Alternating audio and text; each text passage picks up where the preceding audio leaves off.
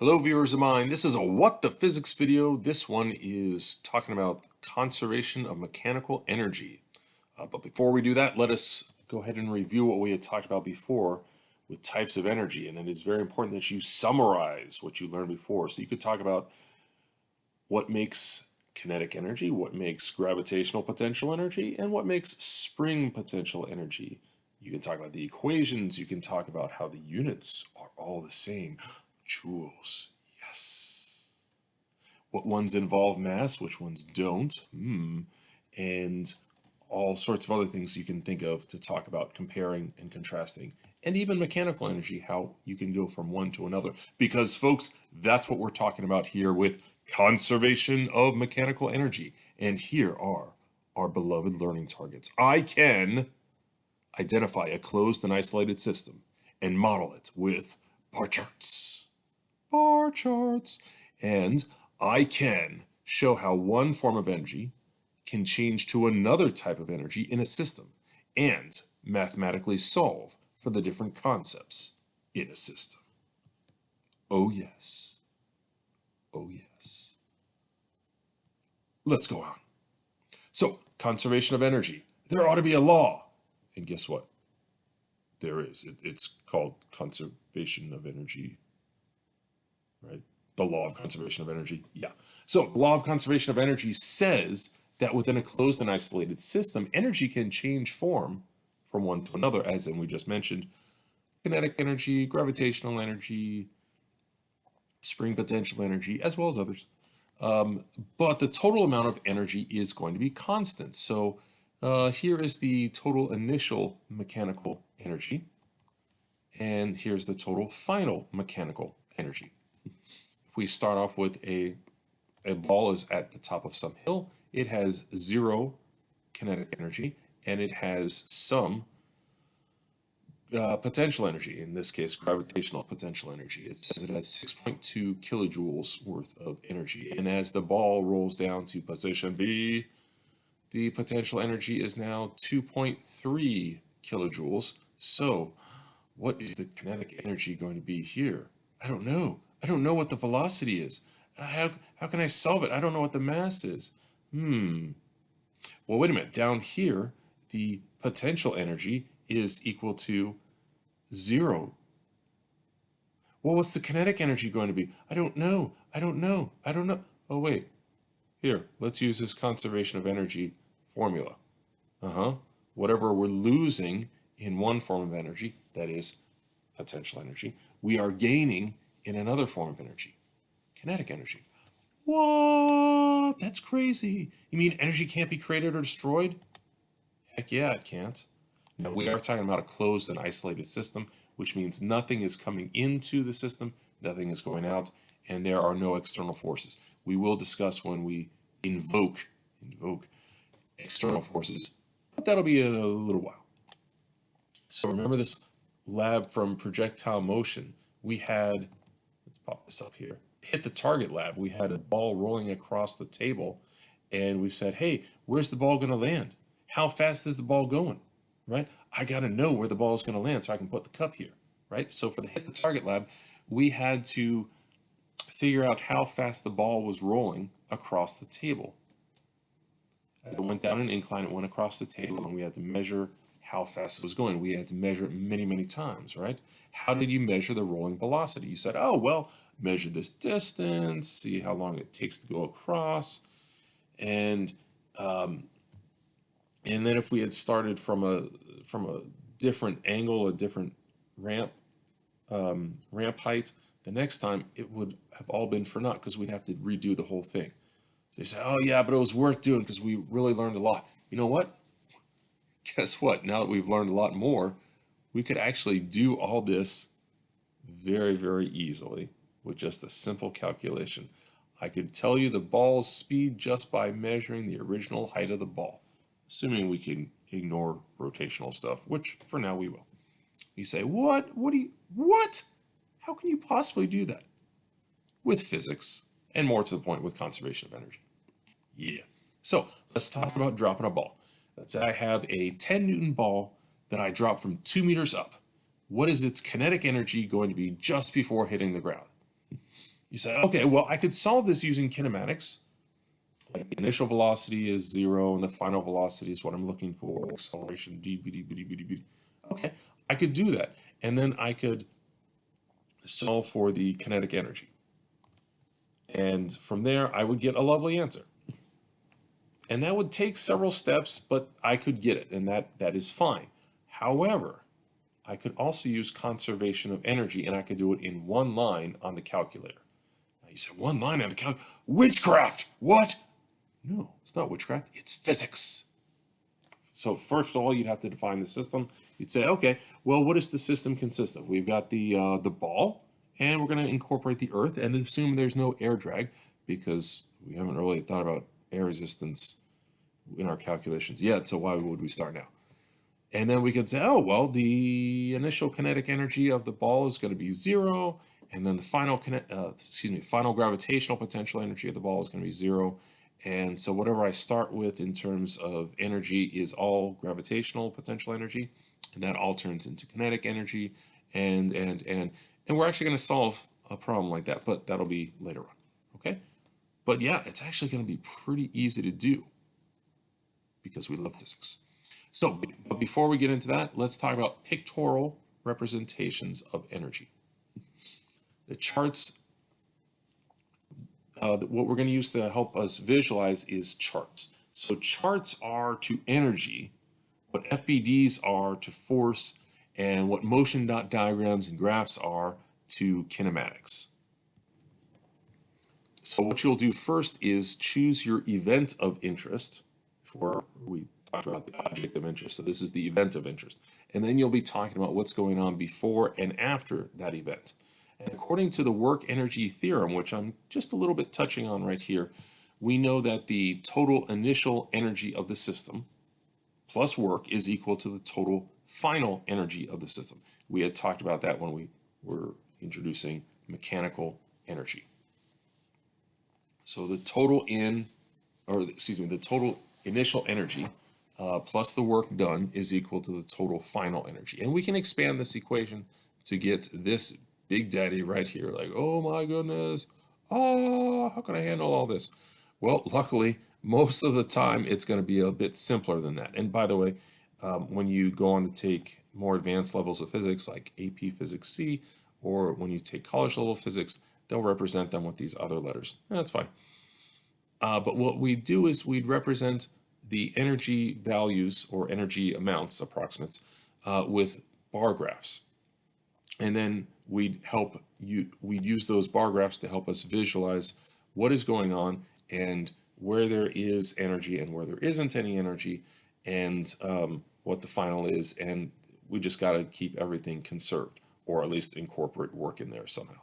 And typically, a lot of these end up being zeros, so that is very nice. So, a lot of things end up being zeros. That's like my grade book. Ooh, hey, no. All right, so how do I make a set of bar graphs? Well, as in life, begin with making good choices. So first of all, as I said, choose your event.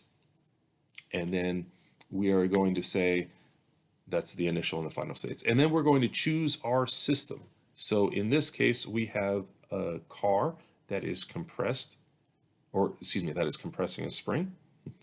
And we say, okay, so the car is part of the system. Well, so is the spring. But then again, so is Earth. Oops, too much. And by incorporating the Earth, I get to incorporate gravitational potential energy. And that just makes it a little bit easier to do.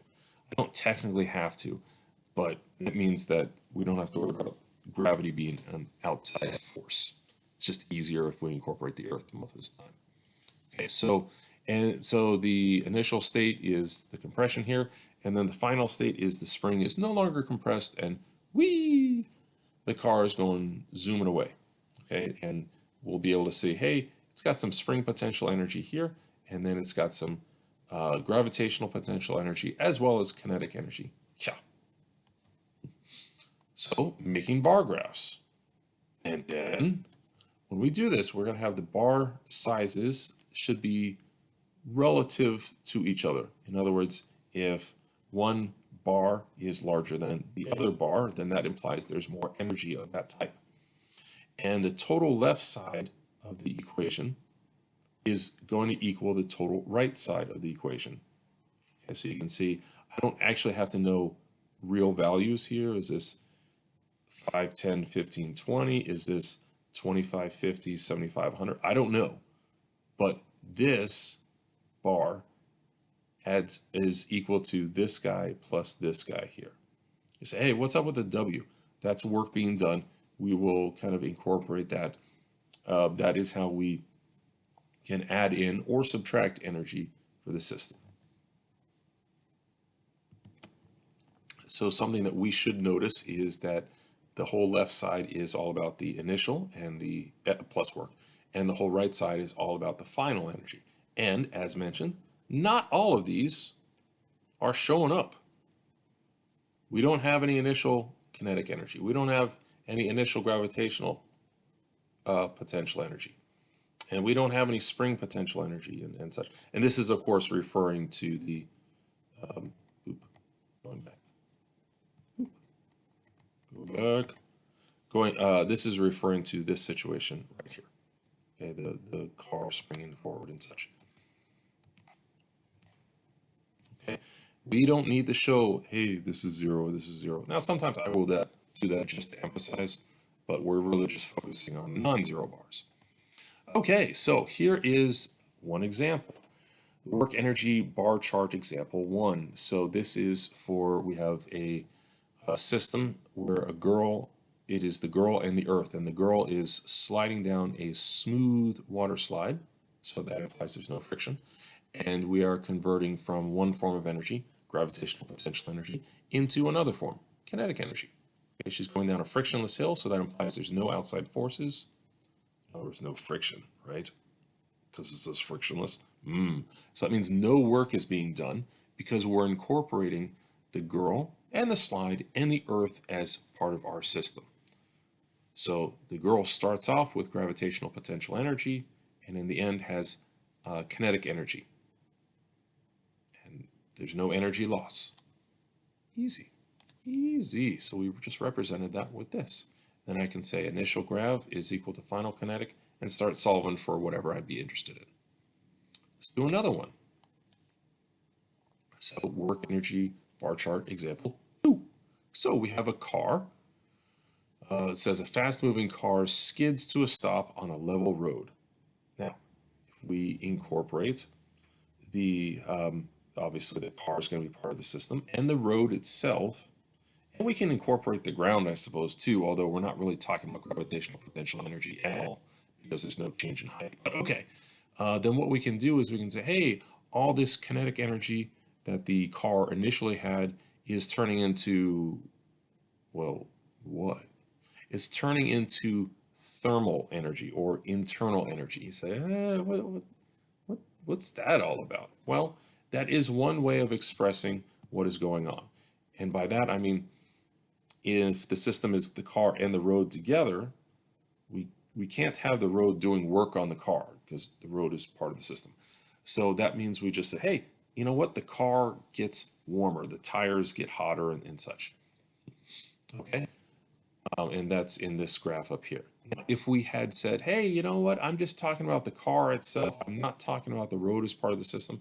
Then we can actually have the road doing work on the car, which is the system.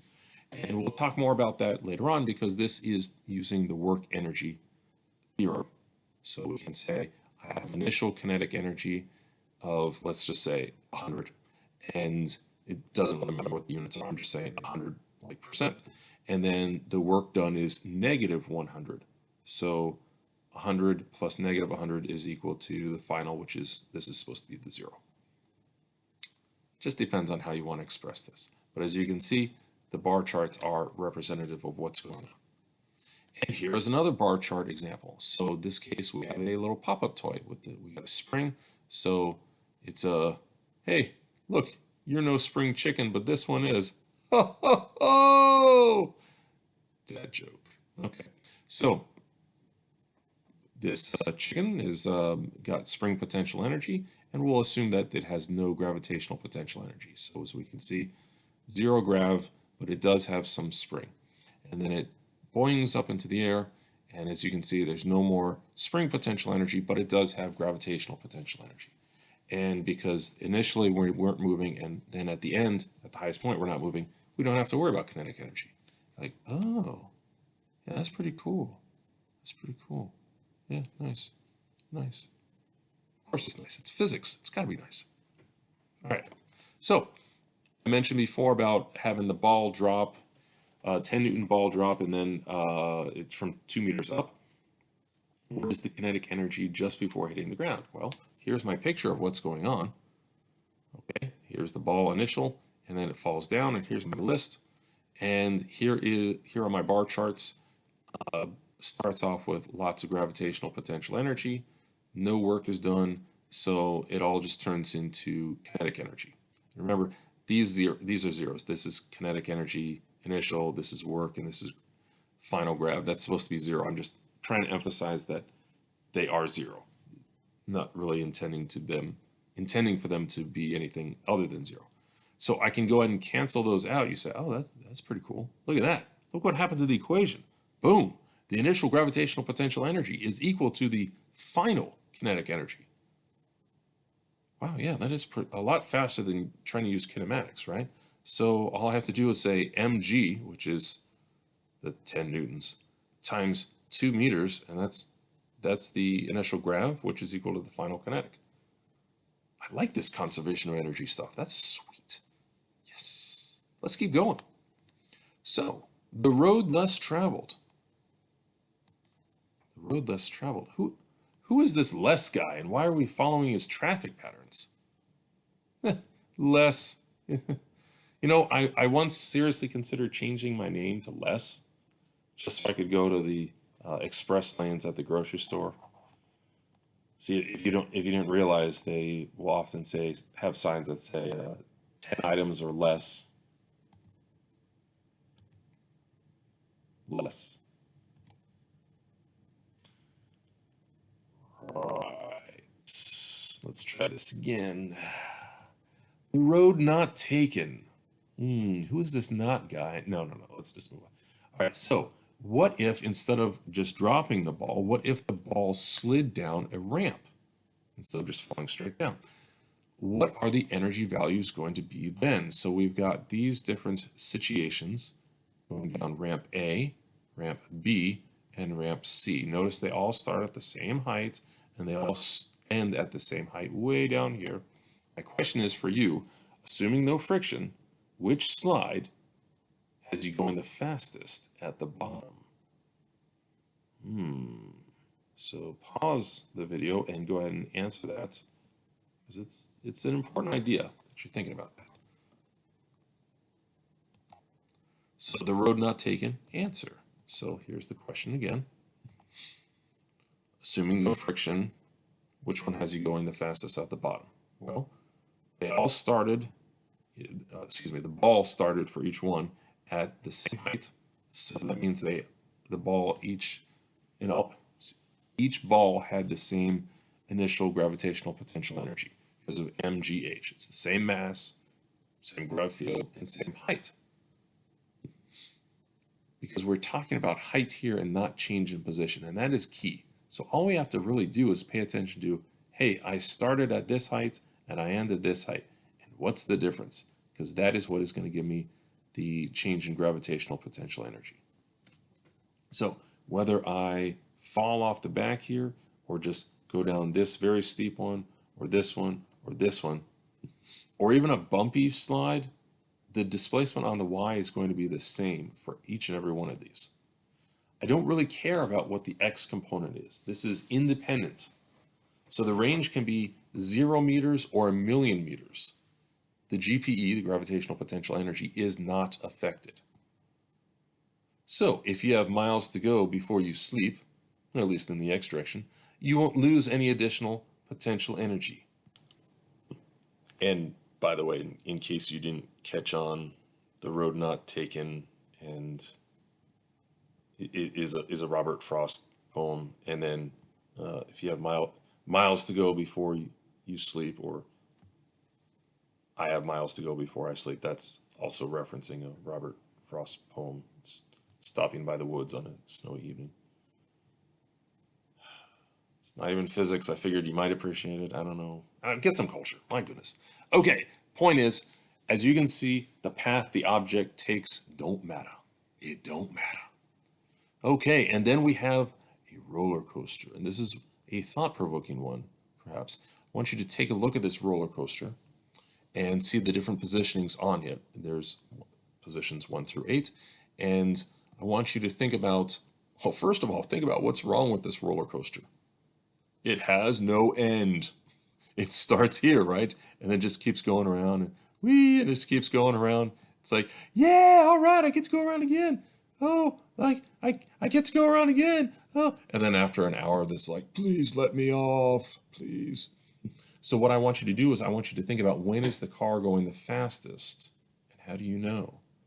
And then I also want you to think about when is the car going the slowest, and once again, how do you know? You got to answer this or give an explanation in terms of physics. You can't just say, oh, it's this one, because I think it's that way.